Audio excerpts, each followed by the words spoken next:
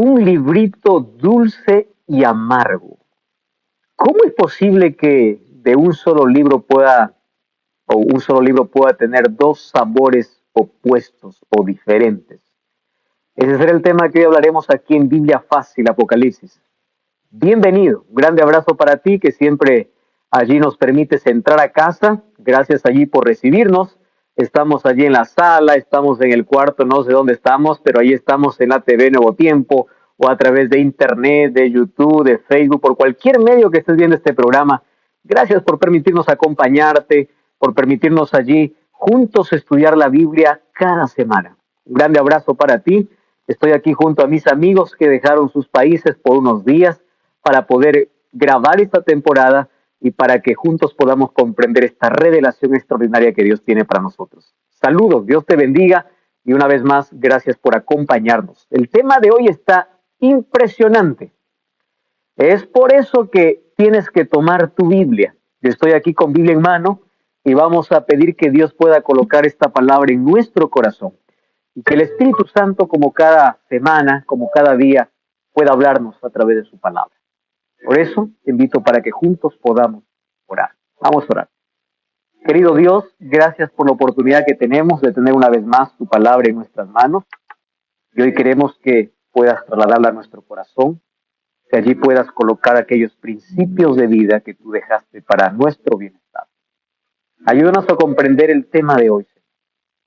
Santo Espíritu ilumine nuestra mente y hoy podamos fortalecernos en tu palabra y tener la seguridad de que tú estás al control de la historia y tú tienes un pueblo en esta tierra para este tiempo.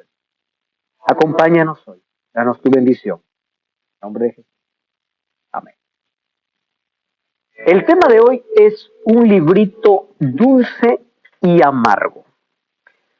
¿Recuerdan ustedes que en los capítulos anteriores vimos que habían dos temas que tenían una relación estrecha? Eran los 7 sellos y las 7 trompetas, porque ambos eran interrumpidos. Antes que se toque la séptima, era interrumpido por algún otro evento, por algún otro hecho, acontecimiento o acción que era colocado.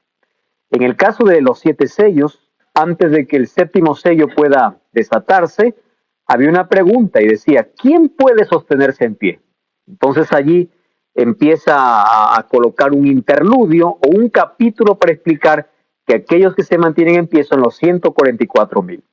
En el caso de las 7 trompetas, después de la sexta trompeta, vamos a abrir la Biblia, ahí en Apocalipsis capítulo 9, vemos allí en el capítulo 9 que el ángel toca la quinta trompeta, o el quinto ángel tocó la trompeta, y luego vemos en el versículo 13 que se toca la sexta trompeta, y la séptima trompeta lo encontramos en el capítulo 11, versículo 15.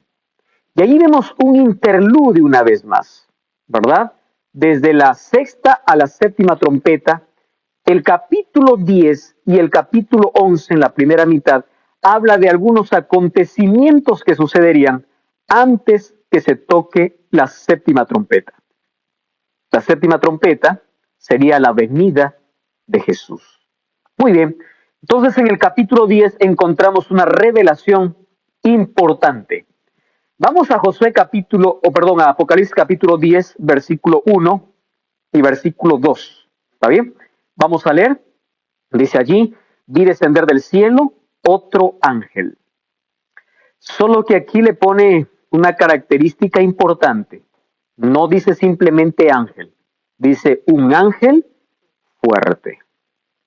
Nosotros tenemos que tener en cuenta cada vez que encontramos alguna expresión, algún adjetivo, alguna característica principal que se da a cierto personaje, lo está distinguiendo de los demás. No es simplemente un ser celestial, sino este es un ángel fuerte. Acompáñenme a ver las características. Miren, número 1, él está envuelto en una nube. ¿Qué más tiene? Un arco iris sobre su cabeza. Su rostro era como el sol, sus pies como columna de fuego. Solo hasta allí. Nos da aquí la referencia de que lo que está viendo Juan es un ángel fuerte. ¿Quién es este ángel fuerte? Las características que presenta Juan nosotros ya lo hemos visto en los capítulos anteriores. ¿Se acuerdan ustedes el capítulo 1 cuando Jesús se mostró a Juan ahí en la isla de Patmos? ¿Cómo que se mostró? Como alguien que tenía el rostro como el sol. Apocalipsis capítulo 1 versículo 16. Alguien que tenía sus pies como columnas de fuego. También Apocalipsis 1:16. Haciendo mención a quién? A Cristo, ¿verdad? Y recuerdan ustedes el capítulo 4 de Apocalipsis, que en el trono de Dios, ¿qué cosa había, dice? Un arco iris. Ahora, la palabra nube o nubes, en cierta manera, tiene una relación estrecha con Cristo. Apocalipsis 1:7 dice, he aquí viene en las nubes y todo ojo lo verá. Ahora, aquí este ángel está envuelto en una nube. Tiene el arco iris, tiene su rostro como el sol y sus pies como columna de fuego. Al hacer aquí la referencia del ángel fuerte, nos está diciendo que por las características que presenta, es Cristo, es Jesús. La pregunta es, ¿por qué se dice que es un ángel? ¿No? Un ángel fuerte. Ustedes saben que en Judas versículo 9 dice el arcángel Miguel, hablando como o colocando un título para Jesús como aquel que está liderando las huestes angelicales. Ahora, es impresionante que en Apocalipsis encontramos muchos títulos para Jesús. El león de la tribu de Judá, el cordero, Jesús se presenta como luz, como el esposo, como el novio, etcétera, etcétera. Más de 30 títulos encontramos en Apocalipsis. Uno de esos títulos es un ángel fuerte. Ahora, ¿por qué un ángel fuerte? Porque ahora Jesús viene, ángel, ¿qué significa? Mensajero. Viene trayendo un mensaje específico para el tiempo del fin. Entonces, recuerdan que para las iglesias Jesús tomaba diferentes presentaciones. A uno le decía el que tiene los 7 espíritus, a otro le decía el que tiene las llaves de David, etcétera, etcétera. Ahora, para el pueblo del tiempo del fin, Cristo se presenta como un mensajero. No es que Él sea un ángel o un ser creado, Él es Dios. Pero aquí tiene un mensaje importante que dar. Ahora, no es la primera vez que Jesús se presenta como ángel. Cuando nosotros vamos a Josué capítulo 5, versículo 13 al 15, nosotros vamos a encontrar que Josué estaba listo para una batalla. ¿Recuerdan ustedes aquella escena donde él vio un general, un hombre delante de él? Y él le hace la pregunta y le dice, ¿tú eres de los nuestros o de nuestros enemigos? Y él le dice, no, yo vengo de parte del cielo, soy el príncipe del cielo. ¿Por qué sabemos que la referencia o el personaje que se presentó a Josué es también Jesús? Porque Josué lo adoró y el ángel aceptó la adoración. Un ángel, que es un ser celestial o un ser creado, no acepta la adoración de un ser humano. Vamos a Apocalipsis capítulo 19, versículo 10. Por ejemplo, cuando vemos a Juan postrándose ante un ángel. Miren, ve. Libro de Apocalipsis, capítulo 19, versículo 10. ¿Qué dice ahí? Entonces yo me postré a sus pies para adorarlo, y él me dijo, mira, no lo hagas. Yo soy consiervo tuyo y de tus hermanos que mantienen el testimonio de Jesús. Oh, bananas. The new Donkey Kong Bonanza game for the Nintendo Switch 2 system doesn't pull any punches. It makes them more... Siervo tuyo y de tus hermanos que mantienen el testimonio de Jesús. ¿Adora a quién? A Dios. Ahora, fíjese qué interesante esta expresión. Un ángel, siendo un ser celestial, no permite ser adorado. ¿Por qué entonces hoy los seres humanos pueden adorar a hombres que supuestamente están en el cielo? Hay muchos que rezan a San Pablo, rezan a San Pedro, rezan a Si Pablo supiera que la gente está adorando, pidiéndose, aquí el ángel no le permite ni siquiera inclinarse, porque dice, yo me arrodillé. Ese acto de reverenciar, de arrodillarse, ya es adoración en la Biblia. ¿Correcto? Yo me arrodillé para adorarlo. Entonces dice, no lo hagas. Un ángel no necesita ser o no permite ser adorado. Entonces, el ángel que se presentó a Josué en el Antiguo Testamento, ahora aparece Cristo en la figura de ángel una vez más, porque tiene que dar un mensaje para su pueblo. Ahora fíjense aquí. Allí dice que el versículo 2, ¿qué cosa dice? En su mano tenía un librito abierto. Significa que para que un libro esté abierto, primero ha tenido que estar cerrado, ¿verdad? Tuvo el librito abierto y puso su pie derecho sobre el mar y el izquierdo sobre la tierra y clamó a gran voz como ruge un león. Y cuando hubo clamado hubo 7 truenos. ¿Recuerdan la palabra truenos? Presencia de Dios. Acercándose a algún juicio de Dios o la inminencia de Dios. Dios estando allí presente. Ahora fíjense, tenía en su mano entonces un librito abierto. Puso su pie derecho sobre el mar y sobre la tierra y gritó a gran voz, y cuando él hubo gritado, 7 truenos emitieron sus voces. Cuando en la Biblia se hace referencia a tierra y mar, está hablando de la totalidad de la tierra. Miren, mar en Apocalipsis capítulo 18, capítulo 17, 15, dice que representa muchedumbre de gente. Y tierra, lugares poco poblados. Eso vamos a ver en los siguientes capítulos. Entonces, cuando dice que está con el pie sobre el mar y sobre la tierra, está hablando de que el mensaje que tiene un alcance mundial. Muchedumbre de gente como lugares pocos poblados. Aquí alcanza la totalidad, el mensaje que él tiene es para todo el mundo. ¿Correcto? Ahora, fíjense, otro asunto interesante. Ahora, ¿qué cosa más dice el versículo 5? Vamos a leer el versículo 5. Dice así, el ángel que vi de pie sobre el mar y sobre la tierra, levantó su mano al cielo y juró por el que vive por los siglos de los siglos, que creó el cielo y las cosas que están en él, y la tierra y las cosas que están en ella, y el mar y las cosas que están en él, que el tiempo no sería más, sino que en los días de la voz del séptimo ángel, cuando comienza a tocar la trompeta, el misterio de Dios se consumará. Es la revelación completa de Dios, ¿verdad? Como lo anunció a sus siervos los profetas. Eso ocurrirá en la eternidad, porque en la séptima trompeta, Cristo regresa. Ahora, fíjense un asunto aquí. Dice que levantó su mano y dijo, el tiempo no es más. No pierdan, por favor, Apocalipsis 10:5 y vamos a Daniel. Daniel capítulo 12, versículo 5. ¿Está bien? Daniel capítulo 12, versículo 5 al versículo 7. Es el último capítulo de Daniel, versículo 5 hasta el versículo 7. Dice así, presten atención. Dice, yo miré y vi a otros 2 que estaban en pie, uno que estaba al lado del río y el otro al otro lado. Y dijo uno al varón vestido de lino, que estaba sobre las aguas del río, ¿cuándo será el fin de estas maravillas? Versículo 7. Oí al varón vestido de lino que estaba, ¿qué cosa dice? Sobre las aguas del río, el cual alzó su mano derecha. ¿Recuerdan Apocalipsis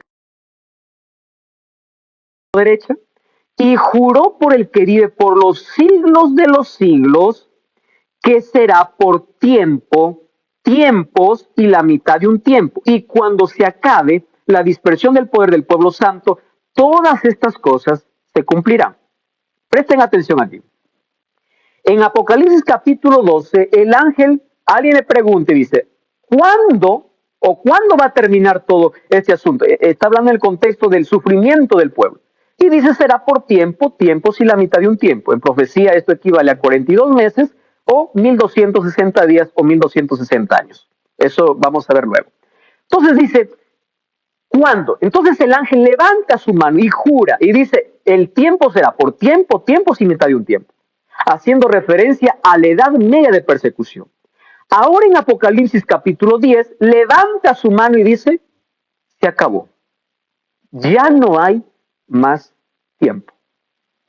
Es decir, está hablando de que este ángel tiene un mensaje después que haya pasado el pueblo por 12 siglos de tribulación, 12 siglos de persecución. ¿Correcto? Esos 12 siglos, ahí encontramos la iglesia escondida en el desierto, la iglesia perseguida. ¿Por qué? Porque un poder religioso perseguía a aquellos que querían ser fieles a la Biblia y los llamaba herejes, porque no obedecía sus órdenes, y eran las órdenes del Papa, ¿verdad? 12 siglos de sangre a través de la Santa Inquisición y a través de todas las cosas que se hicieron, las grandes matanzas a los cristianos. Ahora el ángel dice, tiempo no será más. Es decir, ahora comienza el tiempo del fin. No hay otra profecía más. Aquí comienza el fin. Ahora es interesante entonces que Apocalipsis 10 es un eco de Daniel 12, con una sola excepción. Ya no habrá más tiempo. El tiempo del fin profetizado por Daniel ahora está en pleno movimiento cuando el ángel en el capítulo 10 levanta su mano y dice, ya no existe más tiempo. Vamos al versículo 9 entonces, capítulo 10, versículo 9. Entonces dice, fui donde el ángel, o el versículo 8, una voz del cielo me dijo, tome el libro que está abierto en la mano del ángel, que está en pie sobre el mar y sobre la tierra. Fui al ángel y me dijo, le dije que me diera el librito y él me dijo, toma y cómelo. Te amargará el vientre, pero en tu boca será dulce como la miel. Entonces tomé el libro de la mano del ángel, lo comí, en mi boca era dulce como miel, pero cuando lo hube comido, estuvo amargo en mi vientre. Cuando habla acerca de un librito dulce, ¿de qué está hablando en la Biblia? Entonces tenemos que buscar el contexto. Miren, yo aquí tengo por lo menos 3 textos que hablan acerca de la dulzura del Evangelio.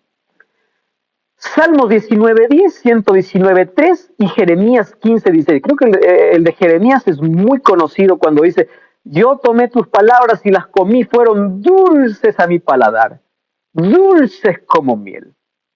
Cuando habla acerca de la dulzura del libro, está hablando de buenas noticias, de buenas nuevas, porque el Evangelio siempre trae dulzura. Entonces, ¿en qué momento la dulzura se tornó amargura? Porque dice, era dulce. Amargó cuando estuvo en mi vientre, porque en mi boca era miel, era dulce. Muy bien. Quiere decir que antes de la venida de Cristo habrá un profetizar o una proclamación del Evangelio que llegará a todo el mundo, que es el Evangelio eterno, pero que será dulce y luego terminará siendo amargo. Ahora, vamos al capítulo 10, versículo 11. Fíjense lo que dice. Y él me dijo, este contexto es importante, es necesario que profetices otra vez a pueblos, naciones, lenguas y reyes. No se olviden de este texto porque vamos a volver. ¿En qué momento se hizo dulce o se hizo amargo algo que era dulce? Nosotros comprendemos que el librito que tenía en la mano aquí el ángel era el libro de Daniel, por una razón. Vamos a Daniel capítulo 12. Volvamos a Daniel, ¿está bien? Daniel capítulo 12, vamos a leer el versículo 4. Vamos a ver el texto, Daniel. ¿Te faltan 5 o más dientes y estás buscando una solución permanente? Créeme, no estás solo. Nosotros leemos todos los comentarios que ustedes nos dejan en las redes sociales. Vemos Daniel, capítulo 12, versículo 4. 12, 4. Miren lo que dice allí la Biblia. Pero tú, Daniel, cierra las palabras y sella el libro. ¿Hasta cuándo? Dice. Hasta el tiempo del fin. Cerrar el libro significa que su comprensión sería en el tiempo del fin. Un libro cerrado significa un libro no comprendido. Está cerrado, no se puede comprender. Muchos correrán de aquí para allá y la ciencia, cuando habla de ciencia, está hablando también de conocimiento que aumentar. Entonces, El libro cerrado de Daniel 12 ahora se abre en Apocalipsis capítulo 10. ¿Qué cosa es lo que tenía cerrado el libro de Daniel? Daniel tiene muchas profecías. Sin embargo, hay una que Daniel nunca llegó a su comprensión total, a pesar de que el ángel Gabriel explicó. Y es la profecía de Daniel capítulo 8, versículo 14. Cuando dice, y él me dijo, hasta 2300 tardes y mañanas, el santuario será purificado. Esta es una de las profecías más largas en la Biblia. Es una profecía de tiempo, más larga. No existe una profecía más larga que esta. 2300 tardes y mañanas. La referencia tarde y mañana está sacando de Génesis capítulo 1. Tarde y mañana representa a un día, ¿correcto? Ahora, Ezequiel 4:6 y Números 14:34 dice que un día equivale a un año. Entonces, tarde y mañana, un día, Génesis capítulo 1. Números 14:34 y Ezequiel 4:6 dice que en profecía un día equivale a un año. Cuando dice 2300 tardes y mañanas, está hablando de un periodo de 2300 años, que comprobamos en la historia, que fue un tiempo que abarcaba desde el tiempo judío hasta el tiempo del fin. Mas eso no es una interpretación nuestra. Vamos a ver que en el año de 1840 en adelante aparece un hombre bautista, él es bautista, llamado Guillermo Miller, es un agricultor, dedicó varios años de su vida al estudio de las profecías de Daniel. Y una de las cosas lindas que encontramos en la Biblia es que cuando alguien investiga la Biblia y pide la dirección de Dios, el Espíritu Santo siempre le muestra una verdad. Ahora, él empezó a estudiar la profecía cerrada de Daniel, ¿correcto? Ahora, esa profecía de las 2300 tardes y mañanas, él empezó junto a un grupo de personas a poder ver el cumplimiento de esta profecía. ¿Por qué? Una palabra le preocupó a Guillermo Miller y es la palabra purificado. Para poder entender la palabra purificado, nosotros tenemos que entender el contexto del sistema de sacrificios en el Antiguo Testamento. Entonces, yo aquí les voy a explicar. Éxodo capítulo 25, Dios le dice a Moisés, hazte un santuario. Y a través del santuario, Dios mostraba al pueblo, a través de imágenes, cómo se salva el hombre. ¿Cómo se salvaba el hombre? ¿Cómo eran perdonados sus pecados? A través de la muerte de un cordero. Es decir, el pecado trae muerte, pero hay un cordero que muere en mi lugar, muerte sustitutoria. Eso significa, el ser humano se salvó por la gracia, que era la sangre del cordero, y por fe, porque creía que ese cordero representaba ¿a quién? A Jesús, ¿correcto? Entonces, había dos tipos de sacrificio. El sacrificio continuo era porque era todos los días, y había una vez al año que era el sacrificio por expiación o purificación del santuario. Este sacrificio era especial. ¿Por qué purificación? Ahora les explico. Voy a hacerlo de la manera más práctica. Yo soy un pecador, entonces yo traigo mi ofrenda, traigo un cordero, traigo un animal y llego hacia el sacerdote. El sacerdote está allí, el cordero tiene que ser el mejor cordero porque representa a Cristo. Yo coloco allí el cordero en el altar, el sacerdote me da el cuchillo. No es que el sacerdote lo mate, yo lo mato, porque es por mi pecado. Pero antes de clavar el cuchillo allí para degollar al cordero, yo colocaba mi mano sobre la cabeza del cordero y confesaba mi pecado. Presten atención. Mi pecado era transferido ¿a dónde? Al cordero. Yo degollaba el cordero. Ese animal inocente moría por mí. Allí me daba cuenta lo peligroso que es el pecado y tenía fe que el verdadero cordero un día iba a venir a morir en mi lugar. El sacerdote tomaba la sangre de ese sacrificio, esa sangre que se derramaba en el altar. ¿Recuerdan ustedes los santos clamando debajo del altar? La sangre de los santos.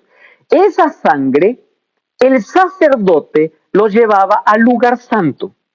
En el lugar santo había la mesa de proposición, había un candelabro y había allí el altar de incienso. Sobre los cuernos del altar mojaba con la sangre, luego asperjaba allí en las cortinas. Entonces el sacerdote salía y yo era perdonado. ¿Cuál fue el proceso? Mi pecado se transfirió ¿a dónde? Al Cordero. Y por medio de la sangre, mi pecado entraba ¿a dónde? Al santuario. Y el santuario necesitaba ser purificado. Ese día de purificación se llamaba el día de juicio para el pueblo de Israel. Era un día de juicio. Aquel que no estaba limpio, aquel que no había confesado sus pecados, moría. Entonces, el sacrificio continuo lo hacía el sacerdote. El sacrificio de purificación, el sumo sacerdote, que una sola vez al año entraba ¿dónde? Al lugar santísimo. ¿Qué había en el lugar santísimo? El arca de pacto, estaba la vara que floreció de Aarón, estaba el maná y estaban las tablas que Dios le dio a Moisés, que eran las tablas de la ley de Dios. Allí estaba el arca. La presencia de Dios descendía, la gran Shekinah, la gloria de Dios. El sumo sacerdote entraba y estaba allí en contacto con esa luz celestial, que era la presencia de Dios. Después de hacer la purificación del santuario, salía el sumo sacerdote, todo el pueblo estaba orando afuera, y afuera se celebraba la victoria. ¿Por qué? Porque afuera estaban esperando un animalito. Recuerda, yo no especifiqué antes de que se celebre ese día, que era el 10º día del mes séptimo, no era cualquier día, 10º día del mes séptimo, 2 corderos eran echados suerte, uno para Dios y uno para Azazel. Azazel era para Satanás. Entonces, el sumo sacerdote salía, aquel que fue sorteado para Dios, era derramada su sangre y con eso se purificaba el santuario. Cuando él salía, ahora colocaba sus manos sobre el chivo que era para Azazel y ese se iba a morir en el desierto. Eso representaba el milenio, que luego vamos a ver, porque el diablo finalmente va a llevar el pecado, no porque él sea nuestro salvador, porque el perdón entró por causa del Cordero, no por causa de Azazel, ¿correcto? Entonces, finalmente lo único que hace el sumo sacerdote es culpar al diablo por haber provocado todos los pecados. Ahora, eso ocurría todos los años. El santuario era purificado una vez por año, ¿correcto? Una vez por año. Ahora, I'm Christine Ohm, the United States Secretary of Homeland Security. Thank you, President Donald J. Trump, for securing our border. Correcto, una vez por año. Ahora, cuando Guillermo Miller dice 2.300 tardes y mañanas el santuario será purificado, él piensa así: santuario en la tierra. Jerusalén fue destruida. ¿Qué santuario? Ah, santuario en la tierra. Ah, excelente, dijo. Entonces, si el santuario es la tierra, quiere decir que la tierra será purificada. ¿Y cómo va a ser purificada la tierra? Cristo regresa. Eso es lo que él pensaba. Y ese mensaje fue difundido a partir de ese año. Vimos allí cómo apareció un hombre en la historia que estuvo preocupado por una expresión de aquel libro que un momento fue cerrado, que fue el libro de Daniel. Y ahí encontró que el santuario sería purificado. Lo que le llamó la atención a él fue la fecha, 2.300 tardes y mañanas. En un periodo profético sería 2.300 años. Entonces él, basándose allí en el servicio diario, el sacrificio continuo y en la purificación de lo que sucedió en el pueblo de Israel, entonces él llegó a una conclusión extraordinaria de que la purificación del santuario, pensó él, que sería aquí en la tierra y se purificaría con la venida de Cristo. Bueno, entonces, si la purificación del santuario era un juicio para el pueblo de Israel, Guillermo Miller dice, él pensó, esto también es un juicio o es el final para el pueblo de Dios en la tierra. La pregunta es, ¿cómo llegó a esa conclusión? Para que él pueda llegar a esa conclusión, él analizó Daniel capítulo 8. No tengo la intención de poder explicar todo este diagrama. Tú puedes ver este programa, por favor, busca en YouTube, allí 2.300 tardes y mañanas en la temporada de Daniel. ¿Correcto? Tú que estás viendo el programa, allí vas a ver a detalles lo que hoy voy a hacer un breve resumen. Daniel capítulo 8, versículo 14 dice, hasta 2300 tardes y mañanas el santuario será purificado. Sin embargo, Daniel no entiende esa profecía y Dios envía a Gabriel para que pueda explicar la profecía. Y la explicación la encontramos en Daniel capítulo 9. Vamos a abrir la Biblia entonces en Daniel capítulo 9, versículo 24. ¿Está bien? Allí dice, vamos al versículo 22. Me hizo entender y me habló diciendo, Daniel, he salido para darte sabiduría y entendimiento. Al principio de tus ruegos fue dada la orden y he venido para enseñarte. ¿Qué cosa había venido a enseñar? Si ustedes leen el capítulo 8, versículo 27 dice, yo, Daniel, quedé quebrantado y estuve enfermo algunos días.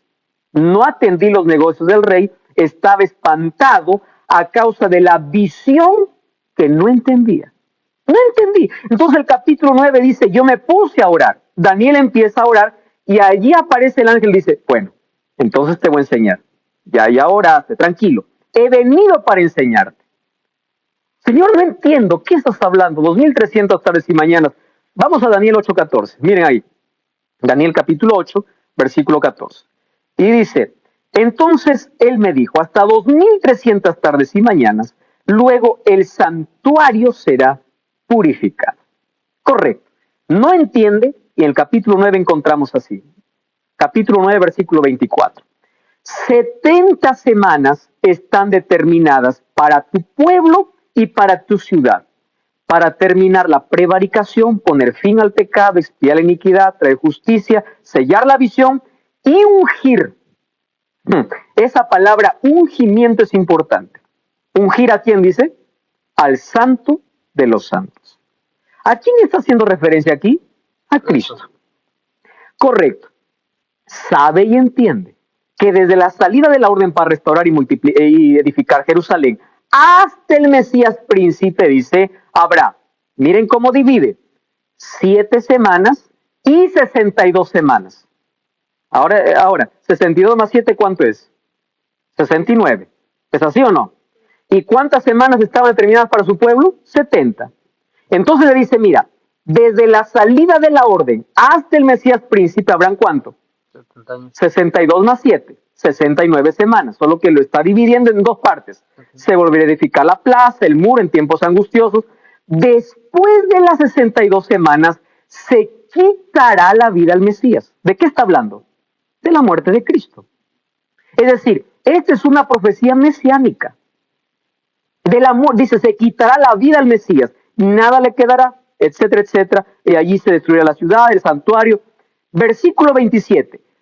Por una semana más se confirmará el pacto a muchos, y a la mitad de semana haré cesar el sacrificio y la ofrenda. Esto parece un trabalengua, ¿verdad? Dice, 70 semanas, de las 70 semanas están divididas así. 7 más 62. ¿Cuánto es? 69. ¿Cuánto falta? Una semana. Dice, en la última semana hará el pacto sobre muchos, y a la mitad de semana hará cesar el continuo. ¿Qué continuo está hablando? El sistema de sacrificios. Por eso es que cuando Cristo murió en la cruz, el velo se rasgó de arriba hacia abajo. No más sacrificios. Cristo con su sacrificio cesó el continuo. ¿Continuo qué? El sistema de sacrificios que durante todo el antiguo Israel venía celebrando, que era la sombra de la venida de Cristo. Es claro aquí 3 asuntos. Número 1, ungir al santo de los santos. A la mitad de semana haré cesar el continuo sacrificio, que es la muerte de Cristo, y dice, se quitará la vida ¿a quién? Al Mesías. ¿Correcto? ¿De qué está hablando? Del ministerio de Jesús. No hay vuelta aquí para dar. Ahora, entonces dice, de las 2300 tardes y mañanas, 70 son para tu pueblo. El resto deja para el tiempo del fin. 70 son para tu pueblo. Ahora, 70 semanas, multiplicando por 7 días que tiene cada semana, serían 490 años. Cuando nosotros, ¿cómo nosotros aplicamos los años? Día por año según Ezequiel 4.6 y número 4.34, ¿correcto? 70 semanas o 490 años estaba cortado, cuando dice determinado, La palabra hebrea es cortar. De los 2.300, 490 están cortados para tu pueblo. Ahora fíjense, entonces 70 semanas estaría para el pueblo judío. La pregunta es, ¿cómo sé cuándo inicia? Entonces allí me da la aclaración y dice así, se entiende pues la orden y entiende la visión. Ahora, miren lo que dice el versículo 25, sabe pues y entiende. Desde la salida de la orden para restaurar y edificar a Jerusalén, habrán 62 y 7. Es decir, el punto de inicio de estos 490 años, que sería el mismo inicio de los 2.300 años, sería ¿cuándo? Cuando se da la orden para reedificar Jerusalén. Jerusalén fue mandado a reedificar en 3 ocasiones. Primero fue por Ciro. Luego, en Esdras 7:7 nos dice que Artajerjes finalmente da la orden para poder reedificar esos muros. ¿Por qué se toma el año 457, el otoño del 457? Porque es ahí donde Jerusalén llega recién a ser reedificada y a ser nuevamente vista como una ciudad. Antes no, ¿correcto? Ahora, si el año 457 inicia, entonces aquí nosotros hacemos un cálculo, ¿verdad? Del año 457 dice, los 70 semanas están divididas en ¿cuánto? En 7 más 62. 62 más 7 serían 69 semanas. ¿Por qué lo dividen en 2? Porque a los 49 años o 7 semanas se termina de reedificar el muro de Jerusalén en el año 408. Ahora, esas 62 semanas servirían para ungir al Santo de los Santos. ¿Cuándo se unge el Santo de los Santos? ¿Se siente difícil estudiar inglés a medida que envejeces y se endurece el cerebro? Atención, por favor. Por ser mayor, hay un mejor método, que le presentamos. Esta manera de estudiar era impensable hace 10 años. Todos saben los beneficios de aprender inglés. ¿Cuándo se unge el Santo de los Santos? En el bautismo de Cristo. Ese ungimiento era el inicio de su ministerio, que ocurrió en el año 27. Ahora, del año 27, desde el ungimiento, había una semana más. Y dice, a la mitad de semana haré cesar el continuo. 27 más 7 serían 34. Entonces, ¿qué significa eso? ¿Cuál sería la mitad de 27 al 34? 3 años y medio, 3 años y medio, sería el año 31 después de Cristo. Jesús muere de acuerdo a la profecía, en la hora exacta, en el día exacto, cuando el cordero tenía que ser sacrificado.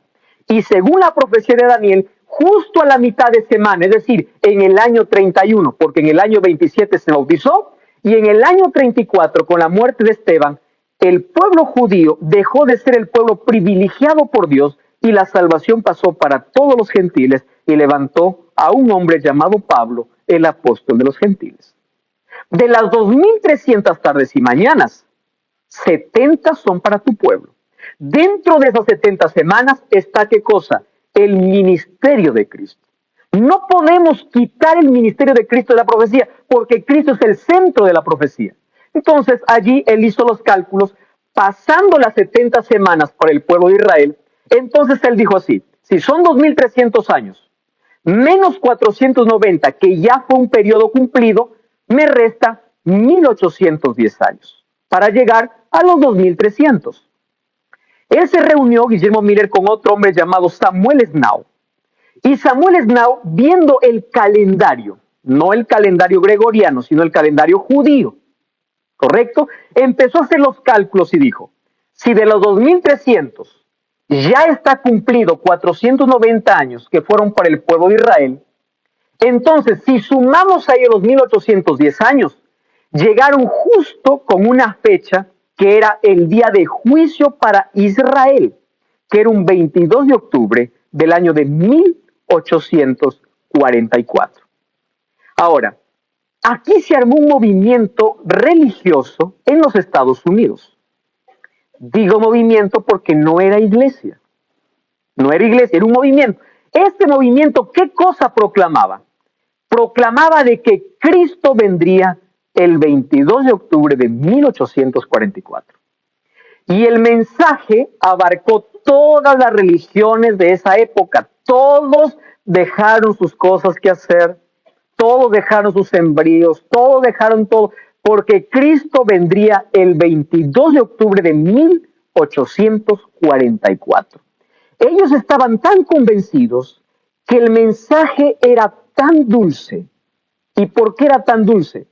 No hay mejor buena nueva que el cumplimiento de la promesa. Cristo vendría. Ahora, él no solamente se basó allí en las fechas que ya los mostramos, sino que según el capítulo, vamos a Daniel capítulo 7, vemos una escena de juicio después de los 1260 años de persecución. Miren, en el capítulo 7, allí en el versículo 8 dice, mientras yo contemplaba los cuernos, un cuerno pequeño salió y delante de él fueron arrancados 3 cuernos. Este cuerno tenía ojo de hombre, una boca que hablaba gran insolencia. Esto vamos a ver en el capítulo 13 de quién se trata. Estuve mirando hasta que fueron puestos tronos y se sentó un anciano de días. Su vestido era blanco como la nieve, su pelo igual que la revelación que recibe Juan. Y allí miren lo que dice el versículo 10, la parte final. El juez se sentó y los libros fueron abiertos. ¿Qué significa aquí? Una escena de juicio. Entonces presten atención. Guillermo Miller levantó un movimiento y ese movimiento decía, Cristo viene, era tan dulce que dejaron todo porque se querían preparar para la venida de Cristo. Sin embargo, el 22 de octubre de 1844, Jesús no vino. Entonces el mensaje fue una amargura, fue un chasco. El mensaje tan dulce separó a 3 grupos de personas. El primer grupo de personas estuvo tan renegado que salió del movimiento, porque no había iglesia, salió del movimiento que empezó a renegar y nunca creyó más en las promesas de Dios. El segundo grupo continuó dando fechas. Incluso hasta ahora hay un grupo que sigue dando fechas de la venida de Cristo. Y un tercer grupo, de aquí nace un tercer grupo. Y ese tercer grupo es un movimiento profético. Ahora les explico por qué. Miren, entonces, esto sería para el tiempo del fin. Un mensaje dulce que luego se convierte en amargura. Ahora, ¿Guillermo Miller estaba equivocado? No. Estaba equivocado en el evento, pero no en la fecha. Es decir, Cristo no iba a volver a la tierra, pero Cristo asumía una nueva función. No quiere decir que hasta ese momento Cristo no hubiese asumido una nueva función, o él estaba esperando la fecha para asumir una nueva función. No. Lo que está diciendo es que a partir de esa fecha se abriría un juicio. Por eso que Apocalipsis capítulo 14 dice, la hora de su juicio ha llegado. ¿En qué momento lo coloca la hora del juicio? Después del capítulo 10. Cuando el tercer ángel dice, adora a Dios, la hora de su juicio ya llegó. ¿Llegó después de qué? Después de que el ángel haya hecho comer el librito dulce y amargo. Es decir, en el cielo se abrió un juicio, ¿correcto? Para el pueblo de Dios. Ahora, miren esta expresión, es necesario que profetices otra vez. De aquí se levantaron 3 grupos y uno de esos grupos que se levantó fue la Iglesia Adventista del Séptimo Día. Presten atención a lo que yo voy a decir ahora. Dios no levantó una iglesia para que sea exclusiva de la salvación. Porque la salvación es dado para todos. Y yo creo que en todos los lugares, en todas las iglesias, Dios tiene un pueblo. Sin embargo, Dios para el tiempo del fin levantó un pueblo. Sí levantó para predicar una verdad basada en la palabra de Dios. Por eso es que el nacimiento de esta iglesia es profética. La iglesia tiene un mensaje profético y ese mensaje es de Apocalipsis capítulo 14, versículo 6. Abran su Biblia, por favor. Apocalipsis capítulo 14, versículo 6 dice, vi volar en el cielo otro ángel que tenía el evangelio eterno para predicarlo a toda nación, tribu, lengua y pueblo. Presten atención al mensaje. Decía a gran voz, número 1, temed a Dios y dadle gloria, porque la hora de su juicio ha llegado. ¿Cuál es el mensaje que predica esta iglesia? Algo que en otras iglesias no es común. La hora de su juicio llegó. ¿Cuál es el juicio de Dios? Mira las profecías. habla de profecías y habla acerca del juicio. Número 2, ¿qué dice? Adorar a aquel que hizo el cielo y la tierra, el mar y las fuentes de las aguas. ¿De dónde he sacado este texto? De Éxodo capítulo 20, versículo 8. ¿No dice así? Aquel que hizo el cielo, la tierra, la fuente, el mar y la fuente de las aguas. Número 3. Esta iglesia se ha levantado para declarar que Babilonia ha caído. No está hablando de la Babilonia literal, sino de la confusión espiritual que existe en el mundo. Y número 3, para poder advertir que estamos en el tiempo del fin y que nadie puede adorar a la bestia en su imagen, porque pronto vendrán 7 plagas sobre ese pueblo. Querido, esta iglesia se levantó como un movimiento profético. Préstame atención a lo que te voy a decir. Una placa no salva a una persona, de ninguna manera. Quien salva es Cristo. Pero Dios levantó para el tiempo del fin un pueblo profético. No porque ellos están seguros de su salvación, sino que levantó para que ellos puedan proclamar una verdad basada en la palabra de Dios, que predique del juicio, que hable acerca de la verdadera adoración y que hable acerca de los eventos finales. Yo te voy a hacer un desafío en este momento. No busques una iglesia cerca a casa. Busca una iglesia que tenga un fundamento bíblico. Busca una iglesia que tenga sus creencias basadas en la palabra de Dios. Que su nacimiento, que su origen, que las cosas que se practica esté basado solamente en la Biblia. Finalmente, la Biblia es la única regla de norma de fe y conducta para todo ser humano. Dios tiene su pueblo en todas las iglesias, pero un día todos ellos se reunirán. Un día todos ellos serán llamados por Dios y adorarán a ese verdadero Dios del cielo. Sin embargo, hoy la iglesia adventista tiene un mensaje profético para dar, y es el pueblo que Dios levantó para el tiempo del fin, para traer aquellas verdades que fueron pisoteadas por más de 1260 años. Esta Biblia, esta palabra fue oculta. Sin embargo, esa verdad hoy es restaurada. Y hoy te invito a tomar una decisión, a dar un paso de fe, no para que te unas a una placa, sino a un pueblo que guarda los mandamientos de Dios y tiene el testimonio de Jesús. No quiero hablarte de una iglesia, quiero hablarte de Jesús. Jesús es el autor de salvación y anhela que todo el mundo se salve porque murió por todos. Sin embargo, para restaurar su verdad, aquella verdad que fue pisoteada por más de 12 siglos, levantó un pueblo profético. ¿Sabes por qué se llama iglesia adventista el séptimo día?